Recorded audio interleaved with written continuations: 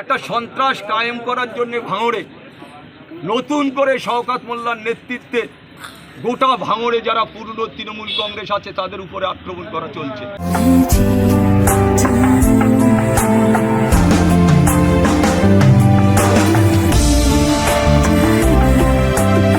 Monet, Lily Diana, French artistry in perfumes.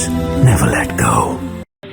আমি শুধু দিদির কাছে হাত জোড় করে অনুরোধ রাখবো যে আমরা কোন পথে যাব, এর বিচার আমরা চাই।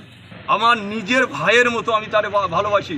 তার গাড়ি ভাঙা হয়েছে, তাকে মেরে দেবারও ষড়যন্ত্র হয়েছিল, কোনো রকমভাবে সে প্রাণে বাঁচে। যে অফিসটায় আমি ভোজেরহাটে বসি সে অফিসটা পর্যন্ত গুড়িয়ে দেওয়া হয়েছে। আমি শুধু আজকে একটা কথা অনুরোধ রাখবো মাননীয় মুখ্যমন্ত্রীর কাছে যে আমরা এই দলটা করব কি করব না। আমরা তৃণমূল কংগ্রেস করতে গিয়ে সিপিএমের কাছে রক্ত ঝরেছে, আমাদের অন্য দলের কাছে আমরা মার খেয়েছি।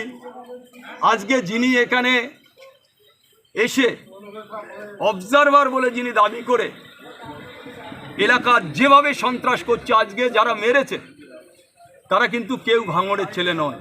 আরাবুল ইসলাম বনাম শওকত মোল্লা, তৃণমূলের গোষ্ঠীদ্বন্দ্বে ফের উত্তপ্ত ভাঙড়। ভোজেরহাটে আরাবুলের অফিসে হামলার অভিযোগ উঠল শওকতের অনুগামীদের বিরুদ্ধে। ভাঙচুর করা হয় আরাবুল ঘনিষ্ঠ আলবাবু মোল্লার গাড়ি। আরাবুলের অভিযোগ, বৃহস্পতিবার ভাঙড়ে কর্মী সভা করেন ক্যানিং পূর্বের বিধায়ক এবং তৃণমূলের ভাঙড় বিধানসভার পর্যবেক্ষক শওকত মোল্লা। শওকতের উপস্থিতিতেই সভা থেকে আরাবুল এবং তার ছেলে হাকিমুল ও আরাবুল ঘনিষ্ঠদের হুঁশিয়ারি দেওয়া হয় বলে অভিযোগ।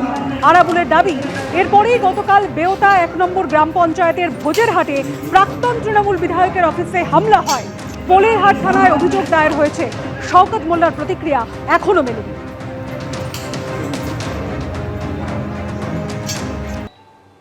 তিলোত্তমাদের গল্প নিয়ে ফিল্ম, দলের রোষে টিএমসিপির 2 হেভিওয়েট। আরজিকর কাণ্ড নিয়ে শর্ট ফিল্ম সাসপেন্ড করা হলো রাজন্না হালদার এবং প্রান্তিক চক্রবর্তীকে। আরজিকর কাণ্ডের প্রেক্ষিতে তিলোত্তমাদের নিয়ে শর্ট ফিল্ম।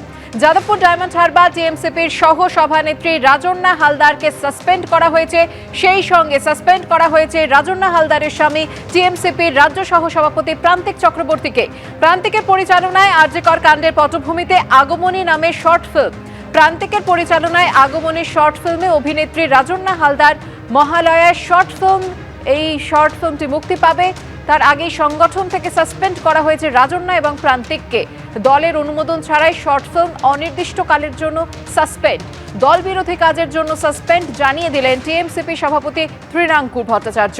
আসার কথা জানিয়ে ফিল্ম তৈরি করেছিলাম, কেন সাসপেন্ড তা দলই বলতে পারবে। টিএমসিপি থেকে সাসপেনশন নিয়ে প্রতিক্রিয়া প্রান্তিক চক্রবর্তী। সাসপেনশনের পরেও মহালয়ার দিন শর্ট ফিল্মের মুক্তি হবে জানিয়ে দিয়েছেন রাজন্না হালদার।